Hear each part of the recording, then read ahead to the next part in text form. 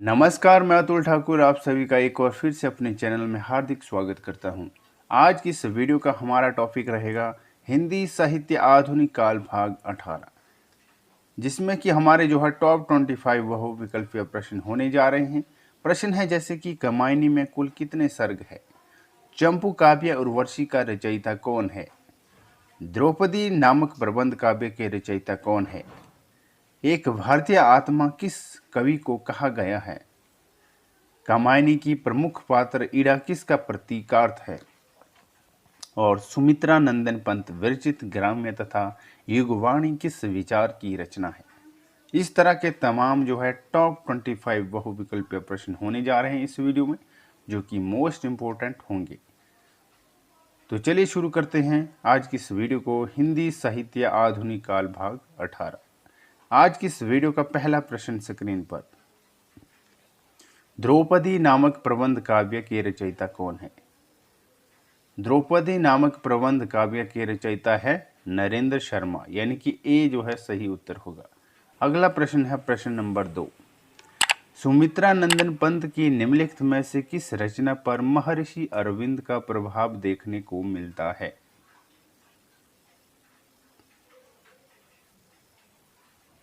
तो यह मिलता है स्वर्ण किरण में। सुमित्रा नंदन पंत की स्वर्ण किरण में से निम्नलिखित में से किस रचना पर महर्षि अरविंद का प्रभाव देखने को मिलता है। तो वह मिलता है स्वर्ण किरण में, सी सही उत्तर होगा। अगला प्रश्न है प्रश्न नंबर 3, निम्नलिखित रचनाओं को उनके रचनाकारों के साथ सुमेलित करना है। इस प्रश्न में सूची ए का मिलान सूची 2 के साथ करना है। तो यहाँ पे सबसे पहले प्रेम पथिक की रचना की थी जयशंकर प्रसाद ने, गीतिका की रचना की है सूर्यकांत त्रिपाठी निराला ने, सांध्या गीत की रचना की है महादेवी वर्मा ने, और गुंजन की है सुमित्रा नंदन पंत ने। इस तरह से इसका जो है उत्तर निकल कर आएगा। अगला प्रश्न है प्रश्न नंबर 4, प्रसाद जी ने अपनी किस रचना में आनंद की प्रतिष्ठा दार्शनिकता के ऊपरी आभास के साथ कल्पना की भूमिका बनाकर दी है। तो इसका उत्तर होगा कामायनी में। प्रसाद जी ने अपनी किस रचना में, यानी उन्होंने क्या किया है, कामायनी में जो है आनंद की प्रतिष्ठा दार्शनिकता के ऊपरी आभास के साथ कल्पना की भूमिका बनाकर दी है। कामायनी सही उत्तर होगा। अगला प्रश्न है प्रश्न नंबर 5, किस धारा का काव्य भौतिक तथा आध्यात्मिकता के देत और संघर्ष की ज्वलंत आधुनिक समस्या से जूझने का प्रयास है। विकल्प है नई कविता, प्रगतिवाद, छायावाद या फिर प्रयोगवाद। क्या होगा इसका उत्तर। किस धारा का काव्य भौतिक तथा आध्यात्मिकता के देद और संघर्ष की ज्वलंत आधुनिक समस्या से जूझने का प्रयास है। तो इस प्रश्न का उत्तर होगा छायावाद, यानी कि सी सही उत्तर होगा। अगला प्रश्न है प्रश्न नंबर 6, काव्य आत्मा की संकल्पात्मकता अनुभूति है, यह कथन किसका है। रामचंद्र शुक्ल का, पंत का, महादेवी वर्मा का या फिर जयशंकर प्रसाद का। काव्य आत्मा की संकल्पात्मक अनुभूति है, यह कथन किसका है। तो यह कथन है जयशंकर प्रसाद का, डी सही उत्तर होगा। अगला प्रश्न है प्रश्न नंबर 7, सुमित्रा नंदन पंत की काव्य कृति नहीं है। कौन सी काव्य कृति सुमित्रा नंदन पंत की नहीं है। दीपशिखा, ग्राम्य, युगांत या फिर पल्लव। तो सुमित्रा नंदन पंत की काव्य कृति नहीं है दीपशिखा। इसके अलावा ग्राम्य, युगांत, पल्लव ये तीनों क्या है, पंत की काव्य कृति है, और जो नहीं है वह है दीपशिखा, यानी ए सही उत्तर होगा। अगला प्रश्न है प्रश्न नंबर 8, कामायनी में कौन सा सर्ग नहीं है। विकल्प है लोभ, श्रद्धा, चिंता या फिर आनंद। तो कामायनी में जो है लोभ सर्ग नहीं है। इसके अलावा श्रद्धा, चिंता, आनंद ये तीनों जो है सर्ग है, और जो नहीं है वह है लोभ। अगला प्रश्न है प्रश्न नंबर 9, प्रश्न नंबर 9 है, महादेवी वर्मा का संस्मरणात्मक रेखा चित्र नहीं है। कौन सा संस्मरणात्मक रेखा चित्र महादेवी वर्मा का नहीं है? विकल्प है अतीत के चलचित्र, संस्मरण और श्रद्धांजलियां, पथ के साथी, या फिर स्मृति की रेखाएं। महादेवी वर्मा का संस्मरणात्मक रेखा चित्र नहीं है। कौन सा नहीं है? तो इसका उत्तर होगा संस्मरण और श्रद्धांजलियां। संस्मरण और श्रद्धांजलियां जो है यह रेखा चित्र महादेवी वर्मा का नहीं है। इसके अलावा अतीत के चलचित्र, पथ के साथी, स्मृति की रेखाएं, ये तीनों जो है ए, सी और डी, ये तीनों रेखा चित्र जो है महादेवी वर्मा के हैं, और जो नहीं है वो है संस्मरण और श्रद्धांजलियां, यानी बी जो है सही उत्तर होगा। अगला प्रश्न है प्रश्न नंबर 10। सुमित्रा नंदन पंत विरचित ग्राम्य तथा युगवाणी किस विचार की रचनाएं है? प्रयोगवादी, राष्ट्रवादी, छायावादी, या फिर प्रगतिवादी? सुमित्रा नंदन पंत विरचित ग्राम्य तथा युगवाणी किस विचार की रचनाएं हैं? तो वह है प्रगतिवादी विचार की रचनाएं। डी सही उत्तर होगा। अगला प्रश्न है प्रश्न नंबर 11। कमायनी में कुल कितने सर्ग है? 13, 21, 15 या फिर 16? कमायनी में कुल कितने सर्ग है? तो कमायनी में है 15 सर्ग। सी सही उत्तर होगा। अगला प्रश्न है प्रश्न नंबर 12। एक भारतीय आत्मा किस कवि को कहा गया है? एक भारतीय आत्मा किस कवि को कहा गया है? तो यह कहा गया है माखनलाल चतुर्वेदी को। माखनलाल चतुर्वेदी को एक भारतीय आत्मा कहा गया है। अगला प्रश्न है प्रश्न नंबर 13। वियोगी होगा पहला कवि, आह से उपजा होगा गान, के रचनाकार कौन है? विकल्प है राम नरेश त्रिपाठी, हरिवंश राय बच्चन, महादेवी वर्मा, या फिर सुमित्रा नंदन पंत? वियोगी होगा पहला कवि, आह से उपजा होगा गान, के रचनाकार है सुमित्रा नंदन पंत। डी सही उत्तर होगा। अगला प्रश्न है प्रश्न नंबर 14।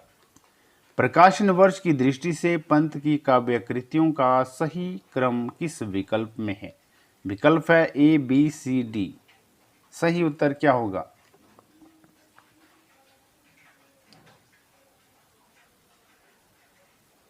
तो इस प्रश्न का उत्तर होगा विकल्प नंबर ए।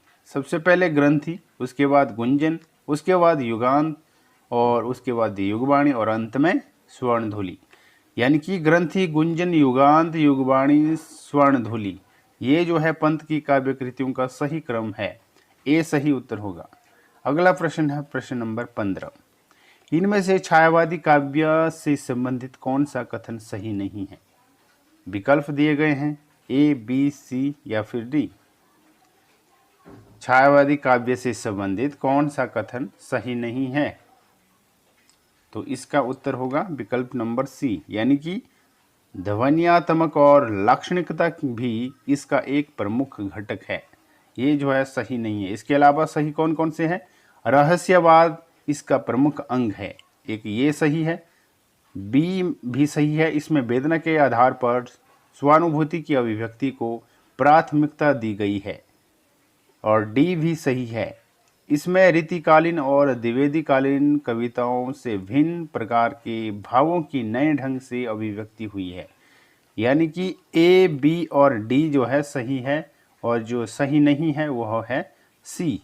पूछा क्या गया है प्रश्न? कथन सही नहीं है, छायावादी काव्य से संबंधित कथन कौन सा सही नहीं है? तो इसका उत्तर है विकल्प नंबर सी। अगला प्रश्न है प्रश्न नंबर 16। आचार्य नंद दुलारे वाजपेयी की समीक्षा पद्धति से संबंधित कौन सा कथन सही नहीं है?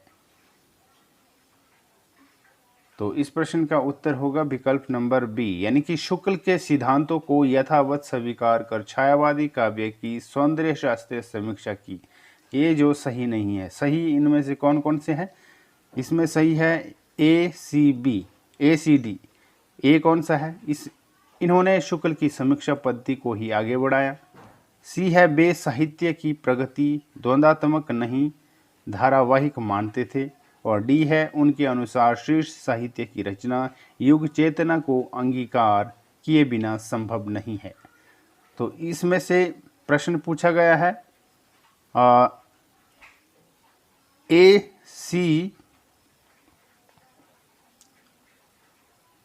सी और डी, ये सही है और जो सही नहीं है विकल्प नंबर बी। प्रश्न पूछा गया है आचार्य नंद दुलारे वाजपेयी की समीक्षा पद्धति से संबंधित कौन सा कथन सही नहीं है, तो विकल्प number C B is correct answer. अगला प्रश्न है प्रश्न नंबर 17। चंचल किशोर सुंदरता की मैं करती रहती रखवाली, मैं वह हल्की सी मसलन हूँ जो वनती कानों की लाली। उपर्युक्त काव्यांश में किसका वर्णन किया गया है? तो उपर्युक्त काव्यांश में जो है लज्जा का वर्णन किया गया है। चंचल किशोर सुंदरता की मैं करती रहती रखवाली, मैं वह हल्की सी मसलन हूँ जो वनती कानों की लाली। उपर्युक्त काव्यांश में जो है लज्जा का वर्णन किया गया है। सी सही उत्तर होगा। अगला प्रश्न है प्रश्न नंबर 18। ओ जीवन की मरु मरीचिका कायरता के अलस विषाद काव्यांश में किस भाव का उद्बोधन हुआ है? ओ जीवन की मरु मरीचिका कायरता के अलस विषाद काव्य में किस भाव का उद्बोधन हुआ है? तो यह उद्बोधन हुआ है चिंता में। किसमें हुआ है? चिंता में। ओ जीवन की मरु मरीचिका कायरता के अलस विषाद काव्यांश में किस भाव का उद्बोधन हुआ है? तो चिंता भाव का उद्बोधन हुआ है। ए जो है सही उत्तर होगा। अगला प्रश्न है प्रश्न नंबर 19। उज्ज्वल वरदान चेतना का सौंदर्य जिसे सब कहते हैं, जिससे अनंत अभिलाषा के सपने सब जगते रहते हैं, प्रस्तुत पंक्तियां कामायनी के किस सर्ग से उदित है? तो यह है लज्जा सर्ग से उदित। उज्ज्वल वरदान चेतना का सौंदर्य जिसे सब कहते हैं, जिससे अनंत अभिलाषा के सपने सब जगते रहते हैं, प्रस्तुत पंक्तियां कामायनी के जो है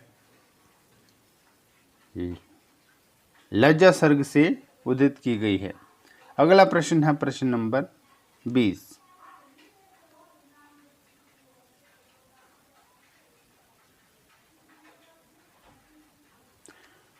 वह एक और मन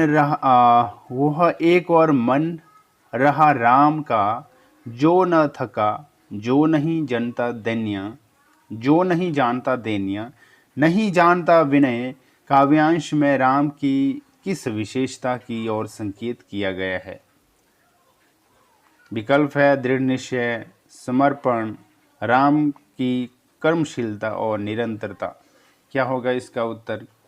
वह एक और मन रहा राम का, जो न थका, जो नहीं जानता दैन्य, नहीं जानता विनय काव्यांश में राम की किस विशेषता की ओर संकेत किया गया है? तो यह किया गया है दृढ़ निश्चय की ओर संकेत। ए सही उत्तर होगा। अगला प्रश्न है प्रश्न नंबर 21। राम की शक्ति पूजा कविता की प्रारंभिक पंक्ति है। कौन सी कविता की प्रारंभिक पंक्ति है राम की शक्ति पूजा की? सही उत्तर क्या होगा? तो इसका उत्तर होगा विकल्प नंबर डी, यानी कि रवि हुआ अस्त ज्योति के पत्र पर लिखा अमर। राम की शक्ति पूजा कविता की प्रारंभिक पंक्ति है रवि हुआ अस्त ज्योति के पत्र पर लिखा अमर। डी सही उत्तर होगा। अगला प्रश्न है प्रश्न नंबर 22। संसार का सारा कारोबार बच्चों को खिलाने पिलाने सुलाने आदि के लिए हो रहा है और इस महत्वपूर्ण कर्तव्य में भूल न होने देने का काम मां नामधारी जीवों को सौंपा गया है। यह कथन किसका है? विकल्प है मनु भंडारी, महादेवी वर्मा, सूर्यवाला या फिर सुमित्रा नंदन पंत। इस प्रश्न का उत्तर होगा महादेवी वर्मा। संसार का सारा कारोबार बच्चों को खिलाने पिलाने सुलाने आदि के लिए हो रहा है और इस महत्वपूर्ण कर्तव्य में भूल न होने देने का काम मां नामधारी जीवों को सौंपा गया है। यह कथन जो है महादेवी वर्मा का है। बी सही उत्तर होगा। अगला प्रश्न है प्रश्न नंबर 23। जयशंकर प्रसाद द्वारा रचित ब्रजभाषा की रचना किस काव्य संग्रह में संकलित है? प्रेम पथिक में, कानन कुसुम में, चित्राधार में या फिर महाराणा का महत्व में? तो इसका उत्तर होगा चित्राधार में। जयशंकर प्रसाद द्वारा रचित ब्रजभाषा की रचनाएं किस काव्य संग्रह में संकलित है? तो वह है चित्राधार काव्य संग्रह में रचित। सी सही उत्तर होगा। अगला प्रश्न है आज की इस वीडियो का सेकंड लास्ट प्रश्न। चंपू काव्य उर्वशी का रचयिता कौन है? रामधारी सिंह दिनकर, महादेवी वर्मा, सुमित्रा नंदन पंत या फिर जयशंकर प्रसाद? क्या होगा इस प्रश्न का सही उत्तर? चंपू काव्य उर्वशी का रचयिता कौन है? तो इसका उत्तर होगा जयशंकर प्रसाद। जयशंकर प्रसाद चंपू काव्य उर्वशी का रचयिता है। अगला प्रश्न है प्रश्न नंबर 25। आज की इस वीडियो का अंतिम प्रश्न। कामायनी की प्रमुख पात्र ईड़ा किसका प्रतीकार्थ है? अहंकार का, मन का, बुद्धि का या फिर हृदय का? कामायनी की प्रमुख पात्र ईड़ा किसका प्रतीक है? तो वह है बुद्धि का प्रतीक। सी सही उत्तर होगा। तो आज की यह वीडियो बस यहीं तक थी और आज की वीडियो थी हमारी हिंदी साहित्य आधुनिक काल भाग 18, जो कि हमारा यह जो है भाग कंप्लीट हो चुका है आज।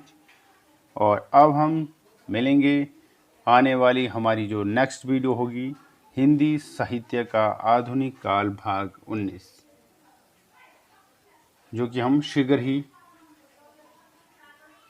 उस भाग को बनाएंगे और आपके समक्ष प्रस्तुत करेंगे। तो मिलते हैं शीघ्र ही एक नई वीडियो के साथ हिंदी साहित्य का आधुनिक काल भाग 19 में। तब तक के लिए हमें दीजिए इजाज़त। नमस्कार।